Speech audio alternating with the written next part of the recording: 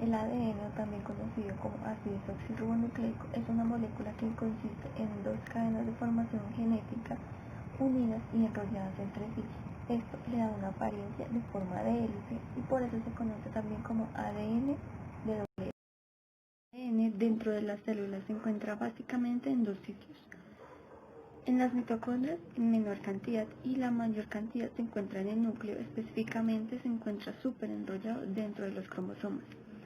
Por tanto, cada cromosoma tiene dos brazos, ubicados por arriba y por debajo del centrómero. Estos brazos son conocidos como cromátidas hermanas.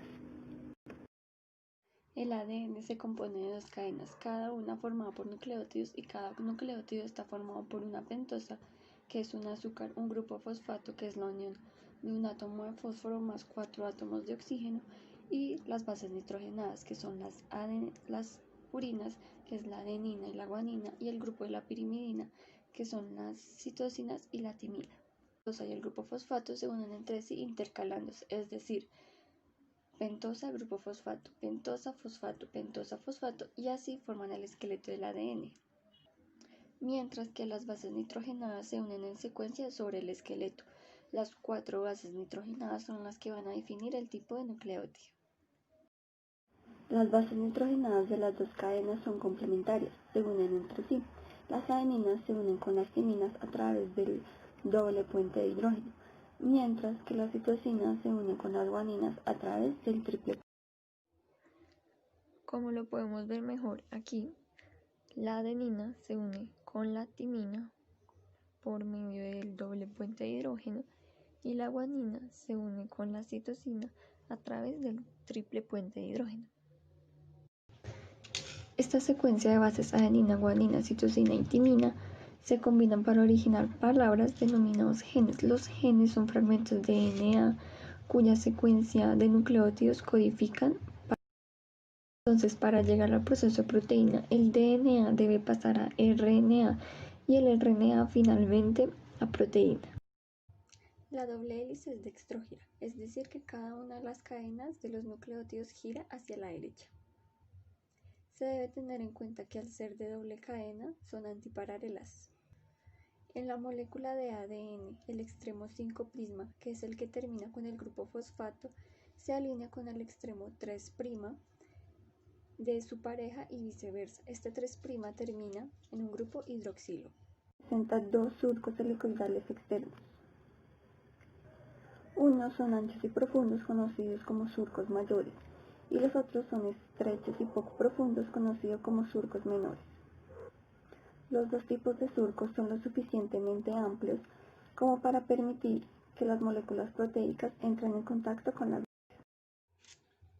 El ADN presenta una estructura monótona, es decir que por cada vuelta completa de la hélice o paso de rosca hay el mismo número de pares de bases.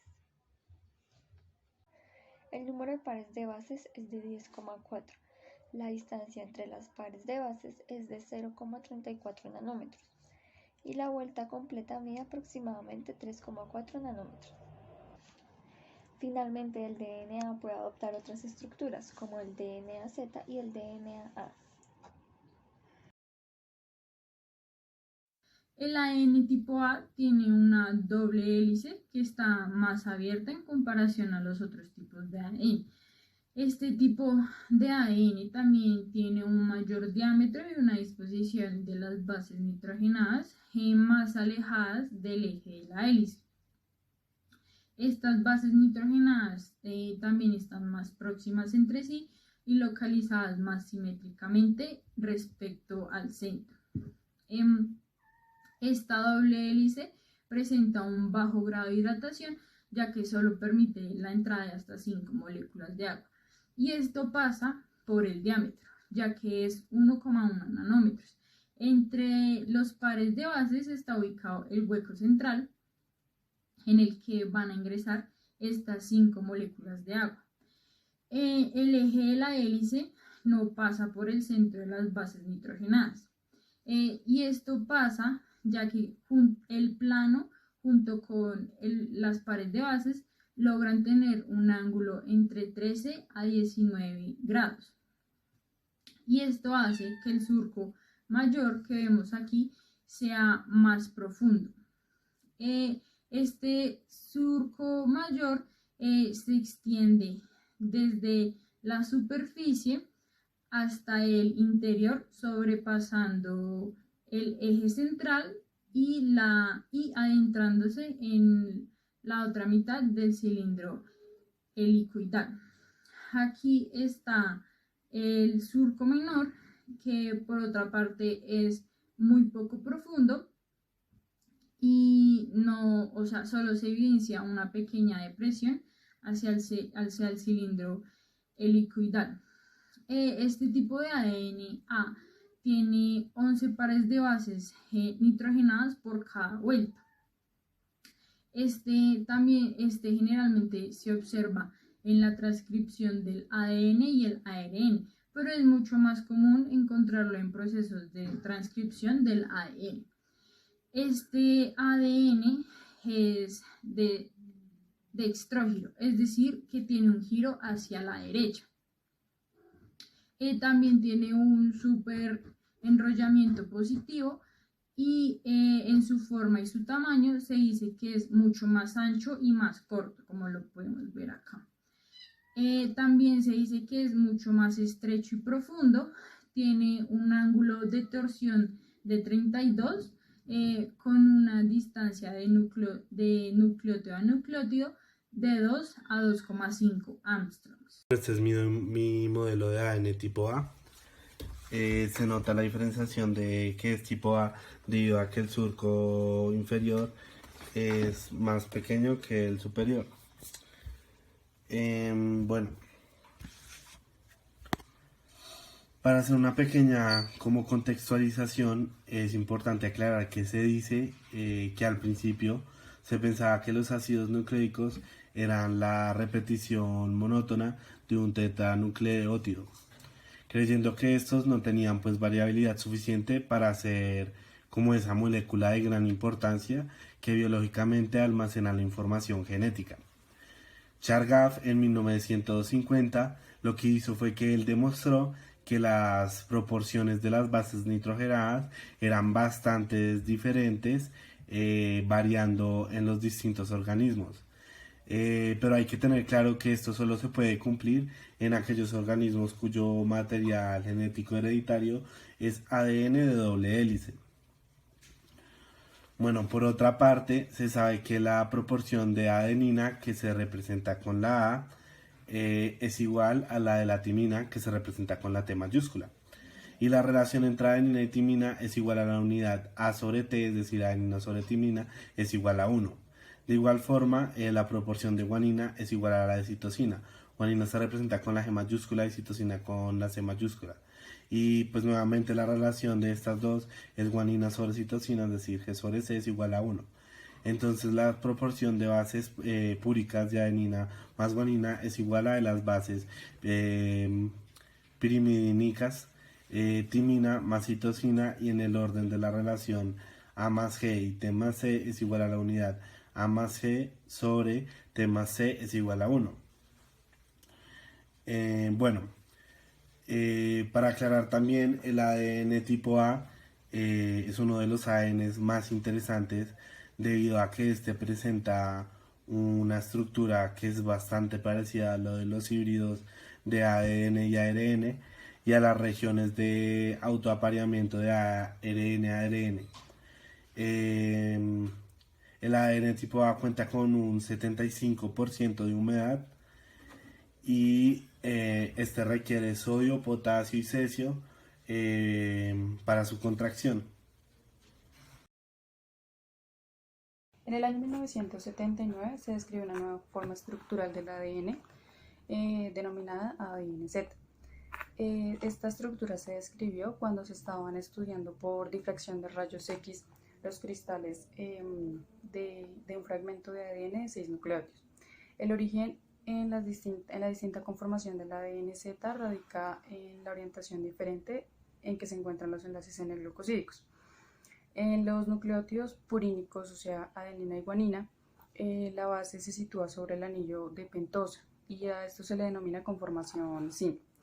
mientras que en los pirimidínicos, que es la timina y la citosina, se sitúa hacia afuera y a esto se le denomina conformación anti. Además, esta estructura también está conformada por una hélice de 2 cadenas antiparalelas, de las cuales pues son complementarias y giran en cortes un poco bruscos, por lo cual se dice que giran como en zigzag hacia la izquierda, y como gira hacia la izquierda se le denomina levógira. Posee un diámetro menor que el ADN A y B y 12 pares de bases por vuelta de hélice. En este tipo de ADN las bases quedan más expuestas que en el ADN B. En el surco mayor es muy poco profundo y casi inexistente, y el surco menor es profundo y bastante estrecho. Entonces aquí podemos observar que en comparación con el ADN A y el B, esta estructura es un poco más estrecha y más larga que los otros tipos. Cualquier fragmento de ADN con una secuencia de bases donde se alternan las purinas y las pirimidinas puede adquirir la configuración Z. De igual forma, el ADN Z posee una estructura inestable y puede adaptar con facilidad la conformación tipo B. La presencia de regiones del ADN Z en el ADN celular se ha estudiado principalmente con anticuerpos que reconocen y se unen específicamente al ADN Z. Mediante estos estudios se ha demostrado la presencia de regiones Z en diversos organismos, como en bacterias, en moscas de fruta, en mamíferos y en el trigo, entre otros. Para el estudio de este tipo de DNA se han utilizado múltiples enfoques. Uno de estos enfoques consiste en encontrar una proteína que se adhiera específicamente a este tipo de estructura de DNA Z. Se han encontrado diversas proteínas como la suotina de la levadura, la histona H1 en los mamíferos y proteína del núcleo de células de pollo. En los resultados de los estudios sobre el DNA Z se ha sugerido la importancia de este tipo de DNA, el cual posee un papel fundamental en la transcripción de la información genética y en la posición de los nucleosomas después de que ha sido transcrito un segmento de DNA.